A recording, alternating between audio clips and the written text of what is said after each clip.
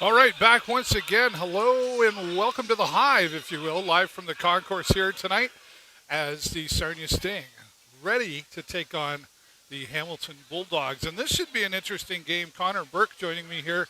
Hamilton actually beat London recently. Right. And Hamilton's been on a bit of a streak of their own. They have. They're 4-0 and 0-0 in their last four. Right. So it just goes to show you anything can happen around the OHL all of a sudden. So that means, the Sarnia Sting looking for their 8th win in a row, but obviously they got to keep that gas pedal on. Yeah, that's right. This is a good team for sure. I think they're even with them trading away a lot of their championship team last year.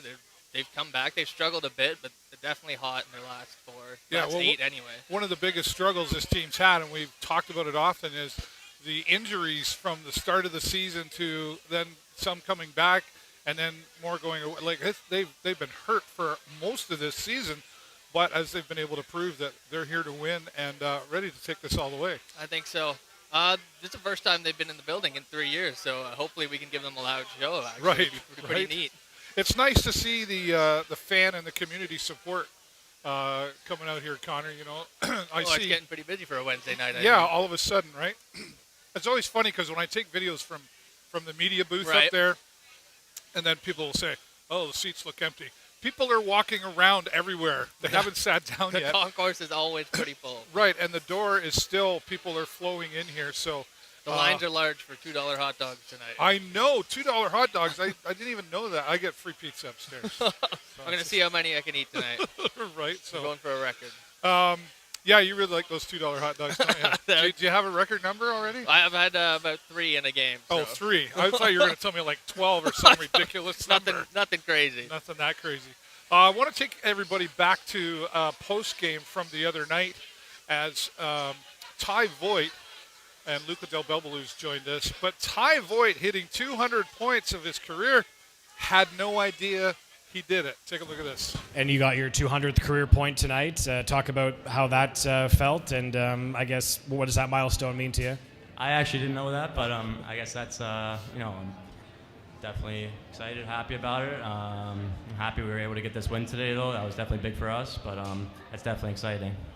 And Luca, how do you guys, going down the stretch, how do you continue to have that success in this last half dozen games or so? Yeah, just for us, just trying to keep it as simple as possible. We know we have a really good team, and we're rolling right now, so we don't want to get away from what we're doing right now, and we're winning. So just keeping it going and doing the same kind of stuff. All right. Well, like I said, he's like, really. You saw the look on his face? Pretty funny. He's like, okay. I was right there in front of him. Definitely exciting. Definitely. Totally exciting. But I think what that says is they're really focused on the game. I think sometimes maybe players, I don't know about you, would you want to be looking at your stats before you go out on the ice of the game? Personal accomplishments definitely take a back seat. It's definitely all about the team. It's more about the logo on the front of the jersey than it is on the back. Yeah. I'm sure they probably have the same sentiment.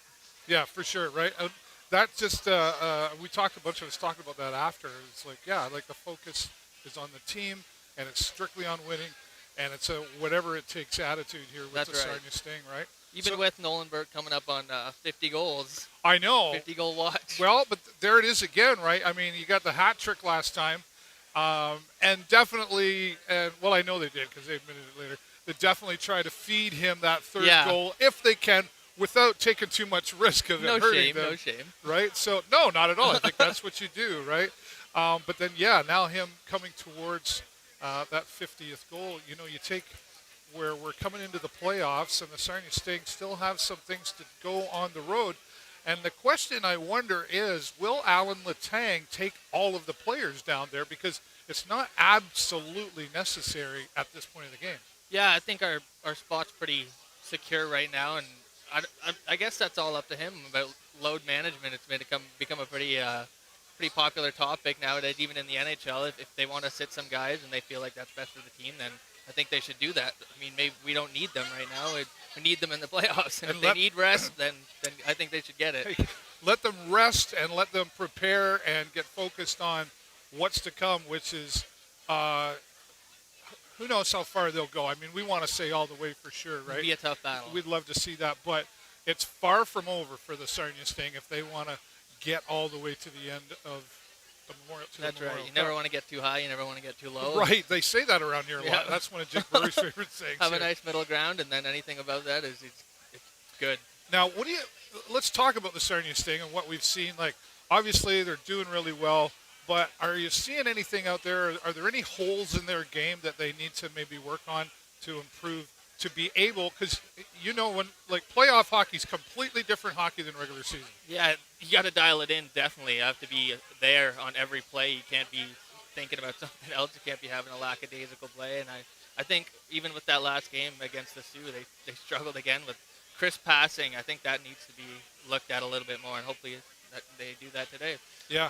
Longer passing, does it need to be, or does it just need to be a little more accurate? A little less fancy, just more tape to tape, I think. Yeah, right. More, you know you're going to hit his tape, less guys in the middle. Yeah, my dad always said you don't get extra points for being fancy. That's right. Just score. They don't ask how. Or get on base or whatever the game may be, right? So you don't have to do all the twirly things around. And it has been said, our friend Jay Peckham, who's still trying to get better to get back here, has often said, I think sometimes they were looking for that perfect TSN highlight goal. Yeah, they have a bunch of them, and I'm sure they want to get a couple more. Right. Well, Hamilton, of course, like you said, they're doing really well right now. So come against a team like this, a little different style hockey than like Hamilton hasn't been here for a while, right? So what do you think the strategy's got to be for the Sarnia Sting against a team like Hamilton that has typically been weak, but right now is really on a roll? I think just keep the screws tight, definitely. Stop getting too excited, maybe. Just keep calm and play a full 60 minutes. Don't let anything get too out of hand, and just always keep it dialed in, Yeah, right on. Now, let's talk about the aggression. We've talked about that before, and it's a regular topic here, but the way the Sarnia Sting's been able to handle the aggression of the other teams seems to have matured. I think so, for sure. There's a lot of big guys out there. Like we said, Del Mastro and Mass, those are big bodies, and they seem to handle it pretty well. Even the smaller guys like Boyd, he's been getting into it. Right. They all like to get into the mix a little bit. Well, and somebody like Ty Voigt again, and the Nolan Burks of the world, when we saw I call them the Del Bells and the Sasha Pastujov come in, they seem to show up a little bit more, which I guess means who you're surrounding yourself with on a line really makes a world of difference. I think they're gelling pretty well. They got a good chemistry. I think I spoke to them after the game actually last game, and they were pretty hyped about it. They stayed and saw the other Sarnia game that was in the other rink. Yes, they did. They were very excited about that, so it's good to see them taking part in the whole community, even if they're not from here. Speaking of taking part, last night here at the Progressive Auto Sales Arena in the restaurant was a dinner for the billet families of all of the players, and I was privileged to be there. Got to kind of hang out with some of the coaches and some of the staff, quite honestly, that runs around here doing all kinds of stuff. They're so all passionate about giving an in-game experience, but an appreciation to the billet families. A nice dinner, and Nolan Dillingham got up and said a few words as well about being grateful for.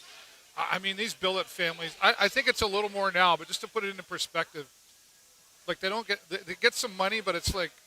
It was like $65 a month per player. Like it's nothing, right? Like it might be 70. I'm sure they eat more than that in 2 days. Right? These guys it's not $100. It's not $100 a player. I Yeah. can tell you that, right? So okay, that helps sort of, but so that just really shows the passion of the billet families. And honestly, it could not be done anywhere in the OHL without the billet families. I don't think so at all. It's a huge addition. I've spoken to Serdicia's parents, and they're here almost, if not every single game. Yeah. They're definitely getting into it. Yeah, so thank you, billet parents. You are certainly appreciated. And we'll say shout out to the billet brothers and sisters as well. Yeah, that's they're, right. They're a part of it all for sure. All right, well, getting ready, about 8 minutes away for the Sarnia Sting to come out here against the Hamilton Bulldogs. Connor's going to be joining me for the rest of the day or evening here. Lee Baisley's actually got his one of his kids' birthday parties happening over in the restaurant right tonight. on. I was through there earlier. I think he invited half the arena. Like, it's busy. He's got his hands full over there. I saw a lot of black and yellow cupcakes. In there was a lot over there. I might have stole one. Stealing from little kids. There's an example for you. All right, so we'll be back at the end of the first period to give you an update here as to what's happening here with the Sarnia Sting. Live from the concourse with the Sarnia Sting, I'm David Burrows, and this is my friend Connor Burke. And here we go. This one's for you, Jay. 1, 2, 3. Go Sting, go!